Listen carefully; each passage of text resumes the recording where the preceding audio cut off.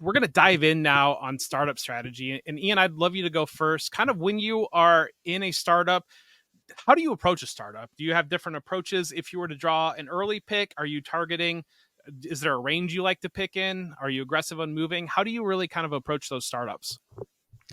Yeah, so there are a couple things that I like to do when I'm in a startup. And a couple years ago, it kind of came that everyone really wanted to start moving down because you could collect these assets in the third and fourth round, and you're really not giving up all that much talent, or at least tearing down in talent to gain another elite level asset in Dynasty. But I will say in the last few years, because that's been such a well-known strategy, the plus that you're getting on trading down isn't necessarily what you would have thought 2-3 years ago when people were starting to do this. And so one thing that I've liked to do lately, it's kind of this, when someone zigs, I zag, is I like to trade up. Now, not just trade up to trade up or tier up.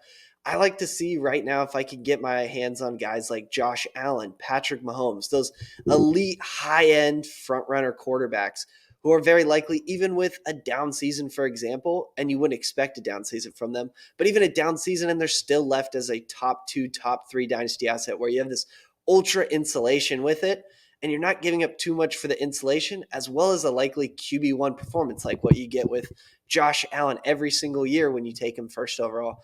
In fact, me and Jagger actually in my most recent startup did a trade where it was a first round trade up. I can't remember the exact assets, but he traded down for a guy that we're going to talk to about in Anthony Richardson, and I was able to go up and get Josh Allen. And again, that's a trade where I'm basically looking for more insulation rather than true upside, which is kind of what I'm looking for in those dynasty startups where the floor to me matters a lot. A player's floor matters to me a lot in the first round, but by the 6th, 7th round, I'm much less worried about the floor and shooting for upside, shooting for guys that can possibly be those 2nd, 3rd round startup picks. Yeah, I love that strategy a lot. And so something that I've done for a long time in startups, just like you said, there's been this just thought about everybody wants to be able to move down and increase their capital that they're holding early in the draft, and especially in a top 60 or so range. And so I've found what my favorite is when I being able to draw a top 8 or so quarterback in Superflex, and then getting aggressive and moving that second one up into there as well, and to be able to walk away with 2 of those players and to be able to really lock down both the quarterback and the super flex position as a good basis. And like you said, you can really kind of, if you were to use that 2nd and 3rd and maybe come back with a 5th or something like that, you're able to have 2 quarterbacks that are going to be a lot more easier to trade within a startup than outside of the startup. But Jag, how do you like to do it? It's funny. Like, I was going to bring this up, and we're going to talk about Anthony Richardson later. But like, yeah, a trade between me and Ian. I'm almost the opposite. I will assume more risk than more. And it's weird that this is something I've kind of come to realize by drafting with other analysts, like Dave and Alfredo. They're like, man, you really like to risk it for the biscuit, and that is kind of where I'm at. But I will say, I do assume more risk, but I do share Ian's approach where I like to insulate value. So like the running back position, for instance, I really devalue in comparison to other positions because I don't think it's very much insulated. Whereas like quarterback, I might risk it a little bit more. Let's say like Lamar Jackson, Anthony Richardson, these rushing quarterbacks, I value a lot more, and I'm willing to risk the insulation of Pat Mahomes. Josh Allen, I think, is a tier in his own, and I know that's crazy, and I'm going to talk about it. Anthony Richardson is the only player I will trade back from Josh Allen for, and that's we could talk about more of that later. Yeah, and I shared my strategy a little bit there. I think one of the biggest things that shifts that I've seen when it comes to startups, if you go back and you look at a board from 2020, there was a lot of running backs going early because we're kind of still in that, the age, the production arc for players like Dalvin Cook and Ezekiel Elliott and especially Christian McCaffrey. And it has shifted dramatically now where it's kind of mirroring a lot of what's going on in Underdog. I think when it comes to wide receivers just flying off the board, especially young wide receivers, everybody's looking to have that team that's built around quarterbacks. And like I mentioned, it's great to be able to grab 2 of those quarterbacks you believe in, loading up on young wide receivers. And that was a very profitable strategy for me in 2020, 2021, around that range when kind of still the mindset was almost anti zero RB approach, but it's really shifted across the industry. And so that is kind of opens up pivot opportunities. I'm curious, has that long been your guys' approach as well? And do you kind of see those pivot opportunities? How do you approach it differently? Or are you still barreling ahead and making sure that you grab your young wide receivers early? I feel like what has happened, we talk about the how much it's changed for the running back position in general and getting some of those guys like young receivers that you talk about. But since it's changed, you do see young wide receivers going up in the board and going much higher, much closer to where you kind of expect them to be valued if they were already producing like an elite wide receiver would be, rather than their projection that they should or could be. So one thing that I've noticed in strategies is it's a lot easier to essentially have a strategy where you're winning now, but without putting all your chips, all your future firsts into winning right away. What I mean is you see guys like Devontae Adams, Stephon Diggs, Mike Evans, guys who, yeah, they're approaching older age. They could be fizzling out.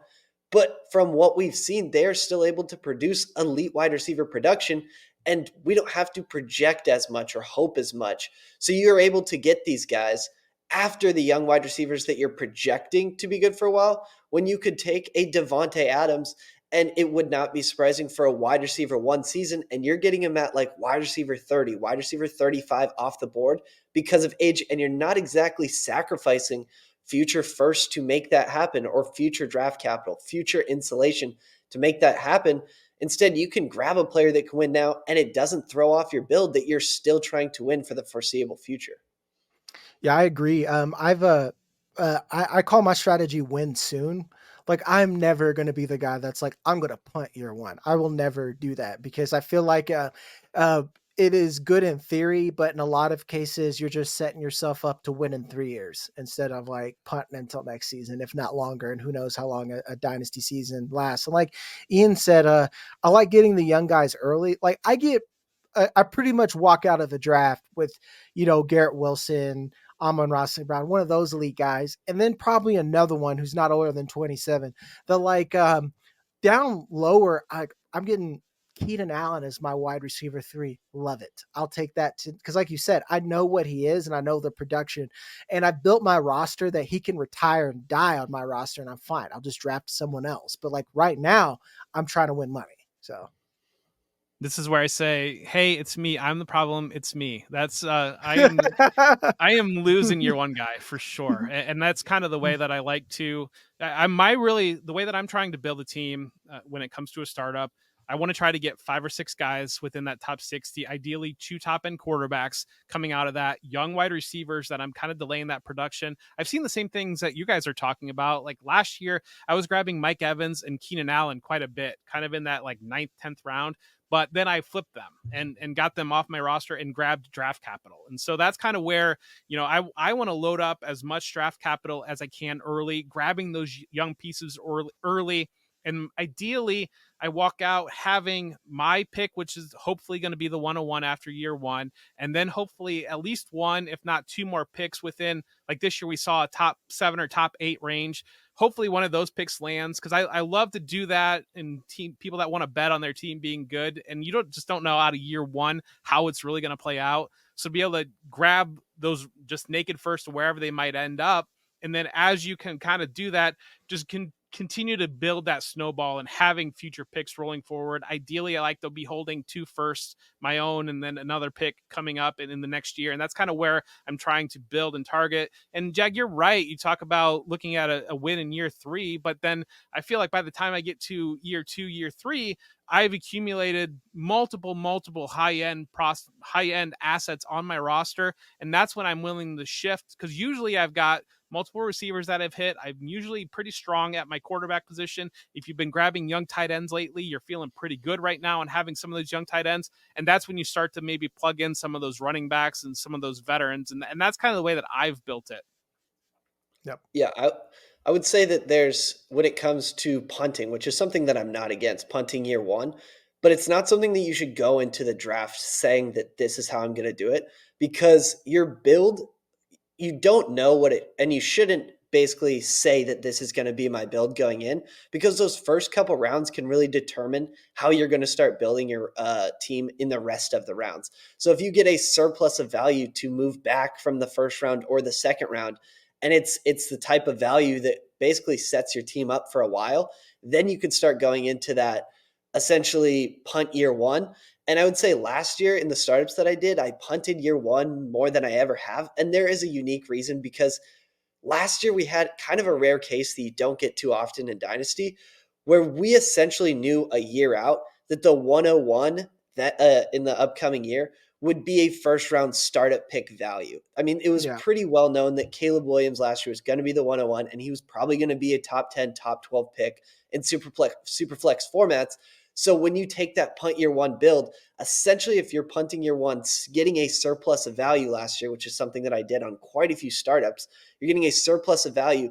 And essentially just because your team isn't going to compete, you're getting an extra first round startup pick, which doesn't come along too often, especially knowing that that's going to be the case. That doesn't happen too often. So I would say that going into your draft, there shouldn't be too much expectation for how you really want to build this. Rather, let those first few rounds come to you, see what you want to do, because it's those middle to later rounds after you get basically your build set up, that how you finish your build is what's going to matter. You shouldn't predetermine in that first, second Yep. round. You're playing jazz is what I always say. It's like I'm not going in saying I'm playing this song. I'm going in, here's what I like, here's a pick I have. And then like you kind of nailed it, because I think you said a better version of what I've said here. It's like I don't go into punt right away. Like I'm never going in that thought, but like right around round 5, I know what I have in a roster. And it's like, okay, this build, I'm not going to be like, basically I know when I'm punting by round 5, that tells me if I'm going to draft a running back. I know that's crazy, but like I don't really care about a running back right now. I'm just going to keep getting young guys that I know they're going to produce either pretty quickly or they have a path till next season. So that makes a lot of sense. No, I think you're exactly right. Being able to play how your draft board falls, and being able to, I mean, we're talking a lot about the same things of being able to accumulate value and being able to accumulate players that are going to rise in future values. Part of that is pivots, and part of that is looking at a player that you might value right now relative to a player that you can draft later that you hold in higher esteem. And so we're going to move into the this or that and looking at some of these pivots. And Ian, we're going to lead off with you first on this. What we're playing is don't draft, but instead draft. And so what's your first don't draft, but your instead draft? Yeah, and I hate to do this because I know we have a heavy Anthony Richardson truther on this pod. But Anthony Richardson is someone who I do have a share, but he's not someone that I'm looking to have a decent amount of shares of, or in a startup right now. If he's essentially my QB1, the first person I'm locking into my roster, I'm not actually in love with it. Now, here's the thing. Anthony Richardson has a ton of upside. I mean, we're talking about someone that had 8+ rushing points per game in their rookie season, and he left 2 games early. So 2 of those 4, he didn't even have a 50% snap rate, and yet he still had 8+ rushing points per game. So clearly the fantasy ceiling is very high because of his rushing upside and rushing floor. But the problem is that it costs a first round startup pick to acquire him, essentially the first pick that you're locking in. And one thing that I want floor insulation value when I'm leaving the first round of my startups, because essentially the first pick on your team is going to be someone who you anchor to your team. So if your first round startup pick has fallen out of that position or has lost value, then you're looking at something where you have to make up quite a bit on the other assets that you're acquiring or have stake in to essentially make up for it. And you can take this from someone who made the mistake a few years ago from getting a couple Trey Lance shares at the very end of the first round, very early in the second round.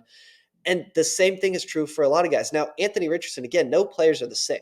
Anthony Richardson a year from now could show that he is a good passer, and we know about his rushing productivity. And all of a sudden we're looking at, like what Jagger said earlier, a Josh Allen type where he could actually be in that grouping.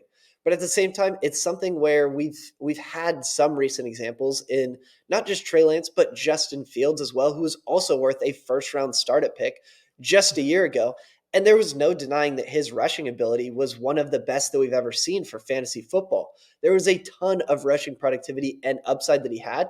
But one thing that we hadn't seen and haven't seen from Anthony Richardson, and again, we have a small sample, but we haven't seen him be a good passer, not just as a rookie in that short sample, but his thing coming out of college was that as a passer, he was much more of a project. We hadn't seen him dominate the SEC with his passing ability in the same way that we saw from Bryce Young, CJ Stroud, or other recent high-end passing prospects coming into the NFL that also got draft capital. So the thing with Anthony Richardson is if we see him produce like a passer, then all of a sudden he can go from that, let's say he's 8th, 9th pick in a startup draft right now, up to that top 5, top 3.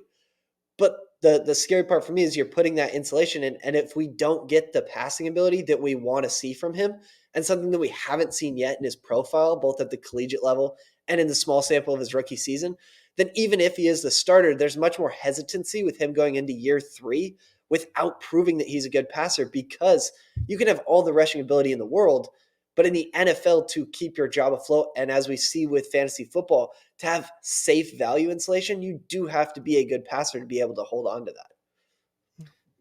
You just got the scalpel like just coming right at me talking about Trey Lance and Justin Fields, because I do have I have way too many Trey Lance, Justin Fields teams that are now Caleb Williams teams, and so maybe that's a natural segue onto who is your draft instead. Yeah, these two guys, Anthony Richardson and Caleb Williams, are around the same range when it comes to ADP, keep trade cut value. They're essentially being valued the same. Now, the thing with Caleb Williams is we also know that he has a ton of upside. And the thing is that he's also a rookie. So if we don't actually see it from Caleb Williams year 1, that value is still safe because, well, everyone knows he's one of the best quarterback prospects to come into the draft and into the NFL right away. And just that alone holds a ton of value insulation, especially for a rookie quarterback. One of my favorite things, like you could take Anthony Richardson, who played in those 4 games, show the upside with his legs that we kind of knew he had, and all of a sudden he goes up in value. Or what we see from rookie quarterbacks, even those that struggle, they stay rather stagnant. They do not drop off significantly, even with a horrible rookie season. One of the guys that I point to when I like to use this example is Zach Wilson. Zach Wilson clearly had a putrid first season, and yet his value stayed stagnant from his first year to his second year. Even most recently, you could take someone like Bryce Young, who, yes, he was worth more last year, but Bryce Young, you're talking about who was already someone who was being drafted kind of 3rd round in startups last year, falling to now the 5th round. And that was, again, after one of the worst rookie seasons that we've ever seen. Because when you get a rookie quarterback going into year 2, no matter how bad year 1 was, there's always eternal hope that they can shift. We've seen, the transformation of being a better passer, being a better producer. And so rookie quarterbacks, essentially, you could do a whole case study where even the worst seasons imaginable, like Trevor Lawrence, Bryce Young, they either stay stagnant or they hardly lose any value. So with Caleb Williams, you already know about the upside. He's going into the best situation possible and is one of the best quarterback prospects to enter the NFL draft. And he could actually be great from day 1. And the floor that we talk about in that, or that I talked about in that first round startup where I like to have a high floor, is that even if he doesn't produce to the level that you want him to, the value is not going too far, if any, quite honestly. That's a fair argument. Jag, I know you're just sitting here waiting to go in on Anthony Richardson. I mean, to be fair though, like, actually not, because again, this is why I like Ian, because like all of his points are very valid on there, and and here's where I bring my mentality in here. I would honestly agree with you in almost any other scenario if it wasn't for Shane Steichen being in that offense, because I've seen what he's done. Where I think that Jalen Hurts was a worse passer than what Anthony Richardson was, and he's fixed that. And I already saw in limited fashion of what he did with Anthony Richardson to bring him along. And then to take that a step further, I think that Shane Steichen is a huge reason that Gardner Minshew looked as good as he did. And I like Gardner Minshew for what he is, which is a baseline quarterback or a bridge player. He's a bridge player. He's like Jacoby Brissett with a mustache or something, and that's fine. And I think that Shane Steichen made a playoff team out of that. Any other scenario, I wouldn't. And this is where I call it going against the data, where like, if it wasn't for Shane Steichen, if it wasn't for this, I wouldn't bet on it. And let's put it this way: if he got injured the first game and I didn't see it, I wouldn't do that. But even if it's just 2 to 3 games where I saw a better passer than I did in college, and even a better passer than what I thought he was going to be initially. I thought it was going to be way uglier, to be honest. Like, I thought he was going to be Bryce Young bad. Let's put it that way. Like, I thought he was going to be Bryce Young bad, and I went in with that expectation. That's the only reason why. And then on top of that, your pivot is someone who is okay. I didn't get Anthony Richardson. I guess I got to take Caleb. That's my pivot, or like a Kyler Murray. My only pushback in the way that you look at lost value, because you're right that the most value you're going to get is in the first round. So you don't want to gamble it. But, and maybe this is a wrong way to look at this, but the way that I see it is that quarterback's so deep now that at least from a point standpoint, I can stopgap the lost points from Anthony Richardson, meaning that I can get 3 quarterbacks pretty easily, and where I couldn't do that before. So I could get Anthony Richardson, draft Kyler Murray, or wait. I'd like to wait now to get like Jared Goff, Drake May, something like that. And then I can get Baker Mayfield, someone later. So I at least have 3 quarterbacks and I could figure it out later. And I am willing to struggle and lose that upside, and if it doesn't work out, if that makes sense. Like, I will end up, and I don't particularly like chasing players or chasing positions later in the round. I just like to take value. But if I'm going to take Anthony Richardson, I'm willing to do that work for having a cheaper Josh Allen. So basically, I took a long way to say it's like, you're right, but I have done so much mental gymnastics that I'm willing to go against. No, I think you make good points there, because I think when you look at even the elite quarterbacks, you look at Patrick Mahomes or Lamar Jackson, there's a little bit of a roller coaster year to year when it comes. You'll have these 25 point per game seasons, and then maybe the next year it's a 20 point per game season. And so it's kind of one of those things that you hit that perfect Mahomes year, and that team's going to be very difficult to beat. But if you get a 20 point per game Mahomes season, then you're kind of matching Jordan Love in production. And so it kind of does seesaw just a little bit. Josh Allen has been kind of the guy that's been able to be consistent over the last handful of years, kind of landing in that 24, 25 points per game stretch. But Jag, let's dive into yours. So who is your first don't draft? Man, I have been the Kendrick Lamar of hating Kyren Williams today. I think Kyren Williams is the worst draft in Dynasty right now. I'll go ahead and say that. He is the worst pick at ADP. And I've heard people say, well, he's not really going there. I mean, I'm like, okay, but Sleeper ADP says regular people are drafting him in places. And then Keep Trade Cut, again, that's a very normie ran zone, has his value right now as the RB11. And I think that is entirely too rich. I think he's like, I think mine was like RB28 when we did this, Jeff. I'm incredibly low on him. And that's me baking in. One, he has a foot injury. I don't know what that is, and I'm not a Twitter doctor. So you know what I do? If you're a day 3 pick who's not very athletic, who had your volume because there was 0 competition, and basically, God helped you part the Red Sea for you to get your production. I'm not saying that he wasn't good or he didn't deserve it or all the things there.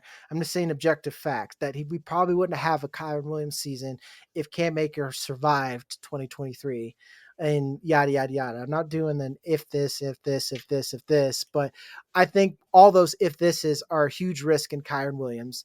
And then they go in the second, they go through the second round and then they draft, Blake Corum. I have a hard time seeing that he's going to hold that value, and you're drafting him at what I think is best case scenario. I hear you. So what is your draft instead? Anybody else. Like, I know that's a cop out, but I put anybody else. If you look at his sleeper ADP alternatives, Brandon Ayuk, Jalen Waddle, Roma Dunze, Brock Purdy, Devon Achane, Trey McBride are all going in that range. I think are all objectively better picks. It's not even a question to me that those are better picks. You look at his Keep Trade Cut value, which is a little bit different. Late first, Brian Thomas Jr., Xavier Worthy, Bryce Young, Trey Benson. Give me any of that. Even Bryce Young. I'll take, like Ian made a point, first round QBs, especially 101 picks, hold a lot of value. So that's where I'm at. I'm sure you guys agree because you're smart people. I don't know. Maybe. Yeah, I was gonna say I loaded up on Kyren Williams last offseason because like I'm kind of diving in. He came out of my projections a little bit ahead of where the market was, and so I was grabbing him a lot of places. Then I flipped him. So early, I got Jaden Reed for him in a 1-for-1 trade, and then in another trade, I just traded for a straight up first, and that turned into Brock Bowers. So, I mean, do you think that those are decent kind of outcomes on some of those players, or did I sell too low? It's incredible. I mean, we got Brock Bowers. Like, I mean, that's Yeah. like positional value. I mean, I mean, that's what you want. That's what you should do. Do that right now. If you have Kyren Williams, go get Brock Bowers. I mean, it was a random first that I bought in October that turned into Brock Bowers, That's so true. I kind of lucked out a little bit there. But yeah, that's kind of where. Mhm. All right, I'm let's hit. with you too. I also think Go it ahead. makes Blake Corum a pretty good value Yep. because there is uncertainty in this backfield. Like no one's going to say who is going to be the lead back, but the point is that Sean McVay has always used a lead back. Oh, He's used bell cow level usage. If you look before Cam Akers had his breakout, he was using Darrell Henderson as a workhorse back. He was very fantasy friendly. He's used guys from CJ Anderson, Royce Freeman at points. Even when Kyren Williams went down, you got bell cow level usage from both of those guys in Royce Freeman and Darrell Henderson just in that small sample. So if Blake Corum wins the job, again, McVay's never been someone to split the carries. So you should really buy into that uncertainty because the upside in that Rams offense being a bell cow is is pretty appealing, which is why Kyren Williams is valued where he is because he was able to take on that load for the majority of the year. And Blake Corum does have the chance to do it, knowing what we know about Sean McVay. hmm.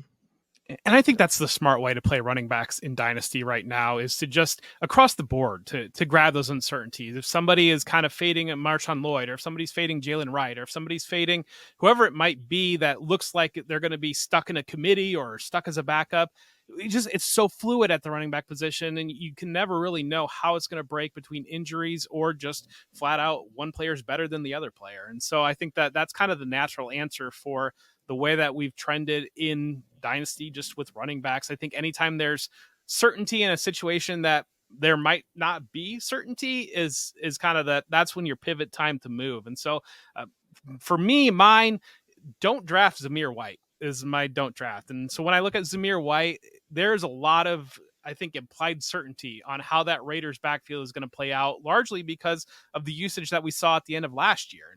Zamir White, 20 plus carries in, I think it was 4 or 5 games, and the other one would have been if not for a blowout. And so people are buying into a lot of implied certainty in that. But you look at the changes, they bringing Luke Getsy in as their offense coordinator. He rotated backs in Chicago, and so that was kind of a rotation there. I don't know who else they were going to go to last year. At the end of last year, they weren't going to give Amir Abdullah and Brandon Bolden a bunch of carries. I mean, it was going to be Zamir White, and it was a little bit of a lost season with an offensive coordinator they decided they were going to move on from. So that's the position I'm pivoting out of. I think that I've seen that apparently there's a lot of movement on keep trade cut because a couple days ago Zamir White was a top 20 running back on keep trade cut. He's moved down just a little bit off of that, but I mean, if you're selling Zamir White as a top 20 running back value in Dynasty, I think you're naturally setting yourself up for profit there. Yep. And like And then especially like I'll be quick on Zamir White. It's he's never been very good. He's just been there. So just, that's all I'll say. I think that's exactly what I'm kind of saying there. And I think a situation that surprisingly, they're very close in age, I think, when you look at it. But my pivot instead is Zack Moss. And I think that when you look at Zack Moss, kind of almost the same age, that offense that he's in is a lot higher of an upside there. And I think in Dynasty, there's a lot of steam. People want there to be steam on Chase Brown. And so I think that kind of Zack Moss sets it up as like that. He's running back 35 or so on keep trade cut, almost not even a top 3, the RB4 almost sitting there, and the upside in that Cincinnati offense is very, very high. And so I think that that's a natural pivot on. I'm not buying Zamir White when it comes to a startup, but if I can grab Zack Moss 3 rounds later, I think that's a position that I'm going to go in. But you guys have any thoughts on kind of that strategy and kind of employing maybe some of those better running back values a little bit later? Yeah, I mean, how often have we seen a running back, especially at the end of the season, have a 4 or 5 week stretch of fantastic usage, but he is a poor prospect and hasn't shown much to that date, and then gets absolutely vaulted up and just to be let down for the most part. I mean, the guys that basically come out of nowhere really do come out of nowhere. Usually on these guys, when you're expecting, high end usage from someone who has basically never had or handled high end usage, it's usually not the guy that the public seems to be in on, essentially. Like, I feel like every single year we get a running back who finished the season or had spurts. When you look at splits, this is what he did when Josh Jacobs was out. This is what he did when blah, blah, blah. But when you look at the profile as a totality, there's not a whole lot that actually suggests that this guy is going to be able to handle this workload for the entirety of the season, especially when you do need receiving work to actually be a RB1, even RB2 level producer. And back to college, we're talking about Zamir White, who never even had a 4% target share with Georgia, or a high-end workload. So there's a lot of uncertainty, and when you have to put that much value into that level of uncertainty, especially in an offense that we're not expecting to lead the league or be in the top half of the league in really any category, both rushing and passing, it's even if you do hit on him getting the usage, it's not exactly an offense where you totally want that usage to be coming from.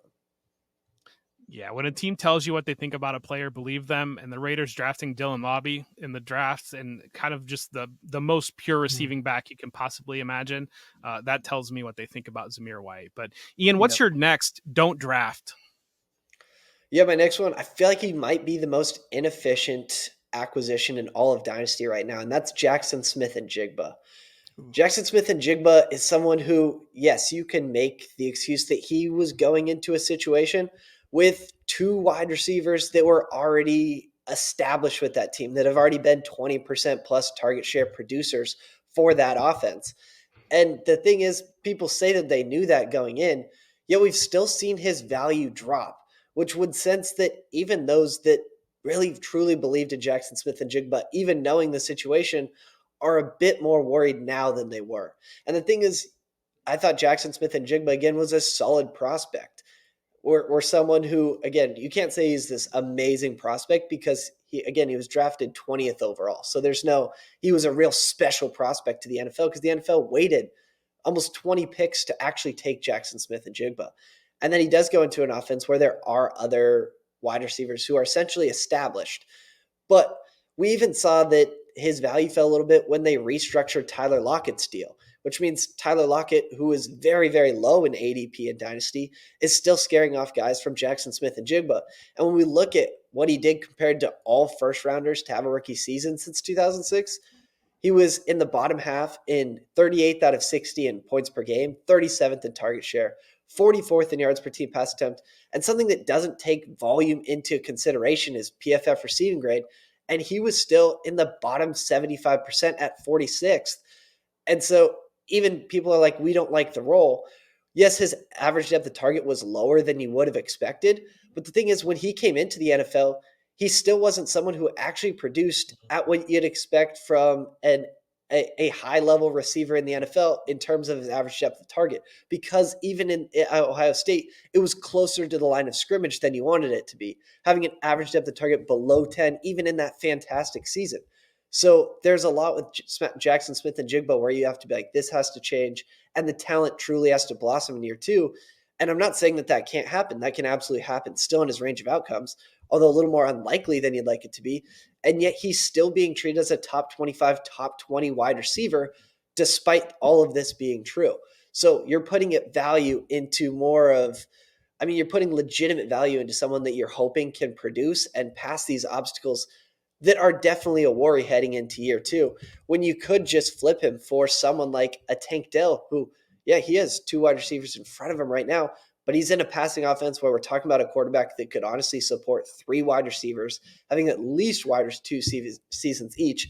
When we talk about what Tank Dell did as a rookie last year, the only rookies to post higher points per game before he got hurt were Jamar Chase, Justin Jefferson, Mike Evans, Odell Beckham Jr., Michael Thomas, and Puka Nacua. Like, I want to chase productivity that has shown that it can be there and is the same age and essentially the same value and is attached to an offense where there can actually be three wide receivers supported. And that doesn't even account for injuries that happen or or someone declining as in Stephon Diggs. So you can make this a much better bet at the same value by taking Tank Dell over Jaxon Smith-Njigba. Yeah, Jaxon Smith-Njigba might be the counter argument to talking about pick insulation and value insulation, because he was an unassailable top 6 tier last year when it came to rookie drafts. He kind of stepped into the situation exactly what we expected, and now there's a massive fade on him. But Jag, how do you approach that type of situation? I haven't been able to. I think Ian's right. Because I think that JSN can still be good, but his price to bet on that is too high right now. And it's not even that like I said this on a different pod. It's not even that I don't think that he won't ever be the top target or top 2 target in Seattle, but we have to expect that his value can drop more when it's again Tyler Lockett and DK Metcalf. So like there's such thing as a wide receiver 3 breakout. It used to be the thing, but now we're not used to that, and our data says something differently. And then things cost as much as people are willing to pay for them. And as someone who likes to be fluid with my trades, JSN is kind of an anchor. Why call them anchor assets? Like once you have them, they're never leaving. Like Baker Mayfield. I don't like to have Baker Mayfield, even though I use him to insulate a lot, because I can't move him. I know that he's going to be in my roster until someone else gets injured. So I'm with Ian here, and especially like Tank Dell, which even with the risk on top of that, you're at least arguing that Tank Dell's a top 2 target with those 3 wide receivers. It's hard to say that with JSN right now. I think that's a good point. I mean, talking about maybe year 2 wide receivers, Jag, who is your don't draft? It's Jordan Addison. Jordan Addison, I get the production that we saw, but and this is me probably, and again, like I'd have to ask Ian of what the data showed from our year 1, but from the tape and the numbers, he's the same prospect I scouted in college. He is a wide receiver 2 who cannot beat press, and he is best being across the best prospect, the best player in the NFL, at his position. That's Justin Jefferson. If you put Addison in any other scenario, he won't perform as well. And I know a lot of people say, well, he's not in any other situation. He's in this one. I'll push back by saying that there's a rookie quarterback now. Even though I believe in him, I just don't think that Jordan Addison is going to be a stud on top of stud like he was when we had limited Kirk Cousins action. On top of that, I have to differentiate value somehow. I can't keep everyone in the top 24. So with being what Jordan Addison is, I have to push him down. And that's why I say you should just be drafting Brian Thomas Jr. When someone has a clear path to be the team's wide receiver 1, and you look at the draft capital on top of that, and I think their draft capital is like around the same, but Jacksonville clearly, and this came out, we've seen the footage, they valued him at 17, and that's not too much. But they valued him at 17. They drafted back because other teams wanted other things. And then you consider the production that he put up on top of another wide receiver 1. I just don't see why you would take Jordan Addison over Brian Thomas Jr. I don't get it. So I'm in a industry mock through Draft Sharks, and we are in round 4 right now. But Jordan Addison went at the 312, and then I was able to get Brian Thomas at the 4.6, and so yeah. I was pretty thrilled with that pivot there. But I think it's if you want to dive more into these dynasty wide receivers, check out our last episode with Matt Harmon, where we went through the tiers of the dynasty and really looking at the wide receivers. There was a lot of good conversation on Matt's thoughts and Jack's thoughts as well about Jordan Addison. And I think you hit the nail on the head there. And I think that those are natural pivot opportunities, looking at a player that is kind of locked into that best case wide receiver 2 relative to gambling for a player that does have that wide receiver 1 upside long term. So I think that those are good spots there. And Ian, are you kind of looking at similar positions, or you see that the same way? I actually agree with Jagger here on Jordan Addison. Now, I don't think Jordan Addison is bad. I think he can be a pretty solid receiver, but for where his value is, it's a bit skeptical, because when you look at his peripherals, again, they weren't bad, but they weren't as good as what his production ended up being. And usually, as was the case with Jordan Addison, he was on a team that nearly led the league in passing volume. And when you look at his touchdown rate, it was one of the highest among wide receivers with at least, or who was at least putting up a 10% target share. So a touchdown rate that we can at least follow.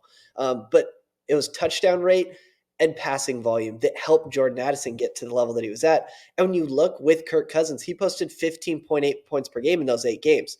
Without Kirk Cousins, again, this would be the end of the season. So when you'd expect the rookie wide receivers to further produce or elevate their game, it went down to 10.5 points per game because they weren't leading the league in passing volume. Kirk Cousins wasn't throwing as many or the offense wasn't throwing as many touchdowns. And so when you're relying on a situation for a player to be good, it's a bit more fragile and more worrisome than if Jordan Addison came out and just had an electric rookie year from a peripheral standpoint. Essentially the opposite of a Drake London, who both ended up around the same value when you look at their set going into their second season. Drake London had awesome peripherals and much less points per game than you would have expected because of the offense being so atrocious. Then you take Jordan Addison, and the peripherals weren't exactly what you'd want from a top 24 wide receiver in Dynasty, but the production seemed to be a little better than you'd expect because of the offense that he was in. What you want to find is a player who's producing, and if you're talking about that level, then their peripherals are so strong that, again, if they get a Kirk Cousins, they automatically get vaulted up into wide receiver 1 level range. Whereas if Jordan Addison still had Kirk Cousins, that wouldn't be the case. Yep. Yeah, I think that's exactly right. I love that. And so that kind of is a natural move into my final one, kind of talking about maybe some implied situation and maybe some implied passing volume that we think is going to happen relative to maybe a situation people want to avoid. But I've got Cole Kmet as my do not draft. And I think there's a lot of people that were thrilled with his production last year and really looked at a Chicago Bears offense that was not a good passing offense. But I think that they're failing to factor in the additions of Keenan Allen and Rome Odunze. And I think that those are really going to serve to negate a lot of Cole Kmet's production. And we're seeing, Shane Waldron coming from that Seattle Seahawks offense that really kind of put Noah Fant on a complete backseat and really leaned into those 3 wide receivers. The Bears, I think, are set up for a similar situation. And so my pivot off of Cole Kmet is Pat Freiermuth. And I think that when you look at, call back to another episode that we did with the tight end tier episode. And our great guest then, Andrew Cooper, kind of turned my eyes on to Pat Freiermuth relative to where I was sitting before. If you flash back a year ago, he was coming off a tight end 7 season. We didn't really know what we had in Dalton Kincaid and Sam Laporta and even Trey McBride. And, Pat Freiermuth was viewed as one of the young up and coming tight ends. And 1 year off of that, now he's being faded into the 11th round.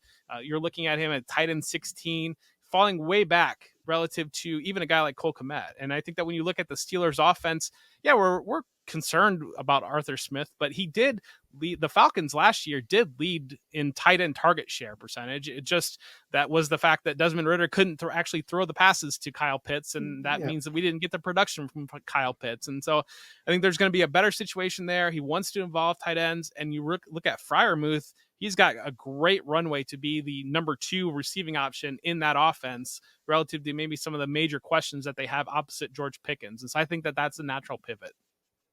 Yep, I love it. And like you nailed it, like specifically on that tight end episode to our returning viewers, so many of you said, well, Cole Kmet finished tight end 7 or 8. Cole Kmet finished tight end 7 or 8. That is when you are the top 2 target at tight end in that particular offense. Do you love Will Dissly? Do you love Noah Fant? Because that's what you get. Noah Fant's a better player than Cole Kmet, in my opinion. So like I was excited when you put this player on here.